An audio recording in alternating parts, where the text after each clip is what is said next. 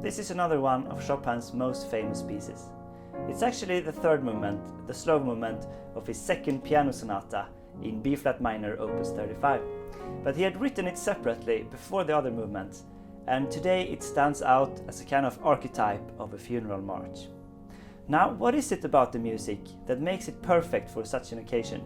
It's very heavy and painful, but also cleansing in a way. This is Sonata Secrets, unlocking the world of classical music, and in this episode we're gonna find out.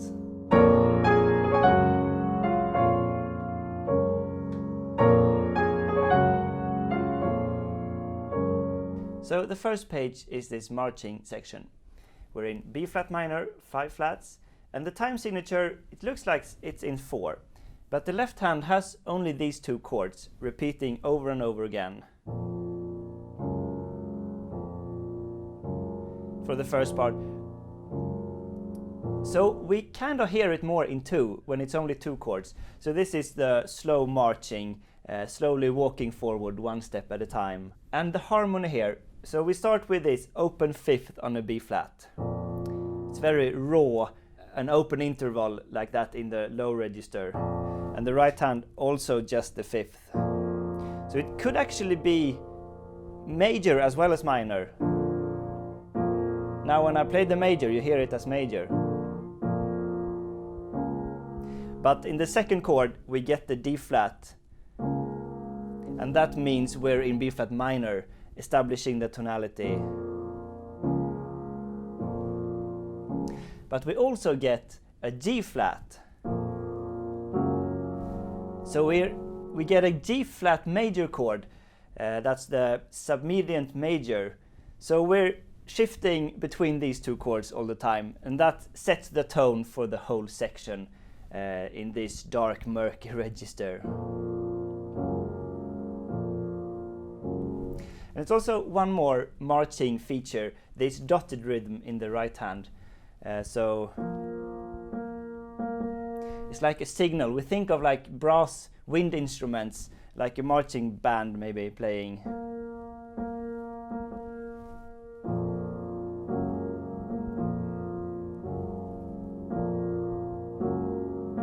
This is a funeral march. There's one more march that uses these 2 chords, and it's this one.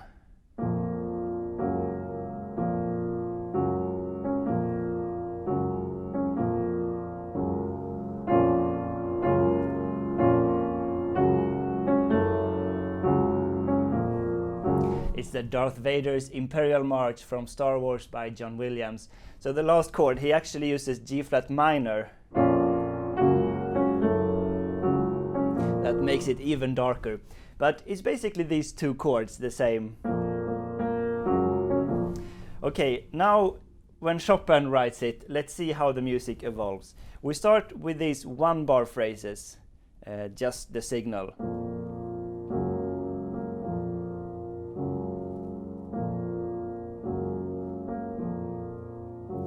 And then we get a longer phrase of 2 bars put together.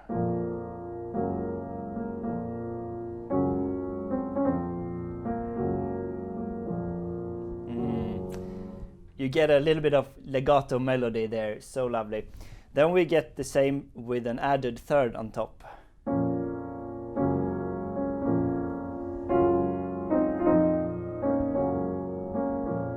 Providing some more suspensions on these.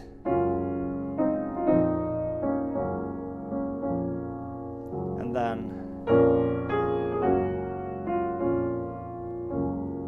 So now the melody starts high and goes down, and this is like a hint of the pain that's about to come later. We get the first phrase again.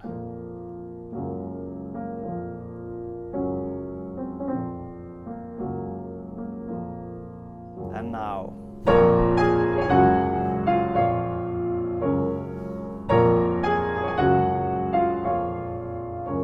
These are like flashes of pain that just hits you. You know, when you're grieving, it can be like that. So just overcome with emotions.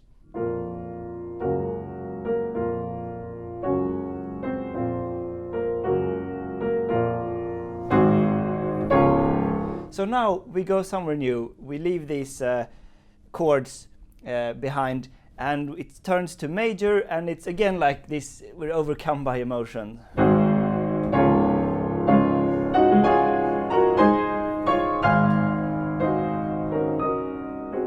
And now the tension comes back and pain.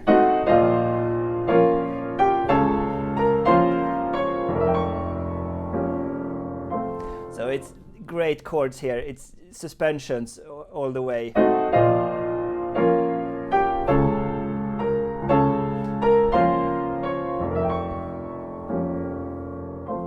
And major.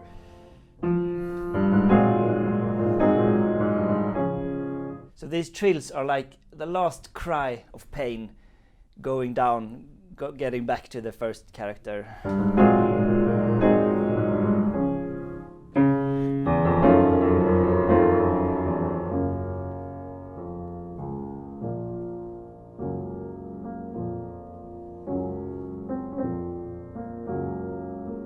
And now one more round.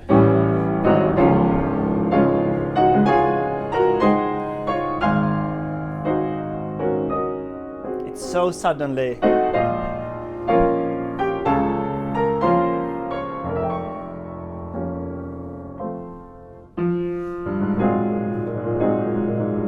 It's exactly the same with the trills.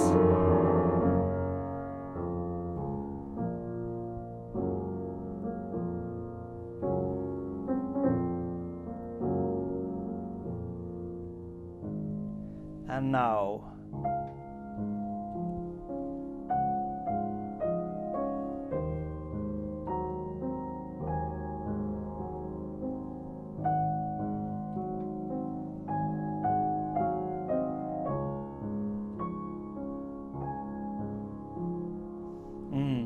So here the middle section starts, and it's a complete contrast to the march. It's in D flat major, the relative major to B flat minor. The right hand plays the melody in the high register, this lovely high register, and it's just long, calm note values. And the left hand has lovely arpeggios over these major chords.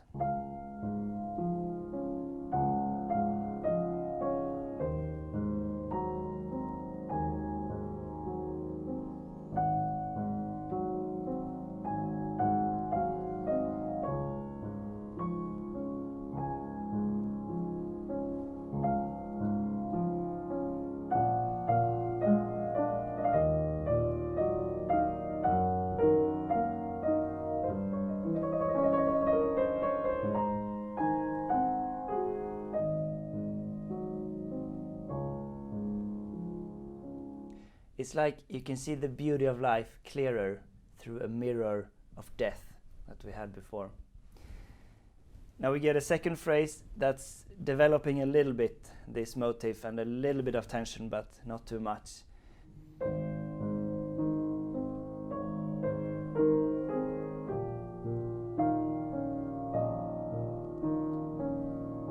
It's like a new direction.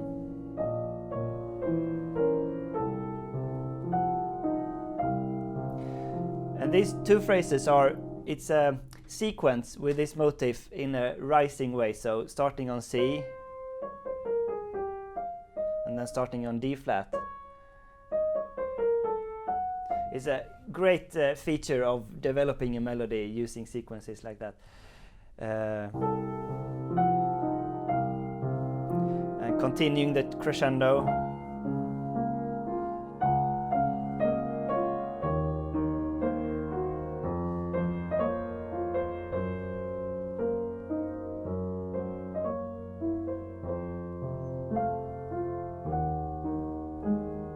Going back. So the left hand, the bass is rising all the way through this, the sequences.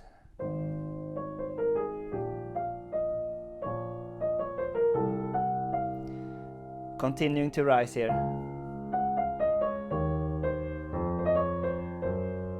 And this is like the most lovely suspension where the crescendo ends.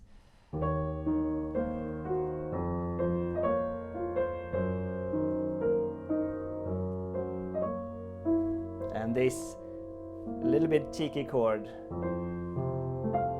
and then the bass goes down and we get back to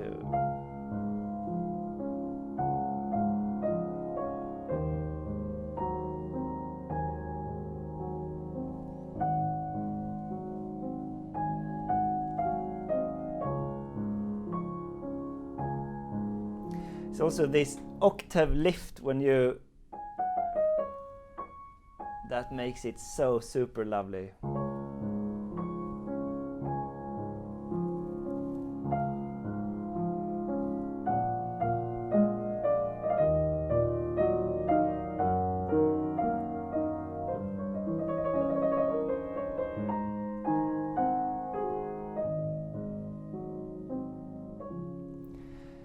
And then we get the marching section, a full duration of it to close the movement.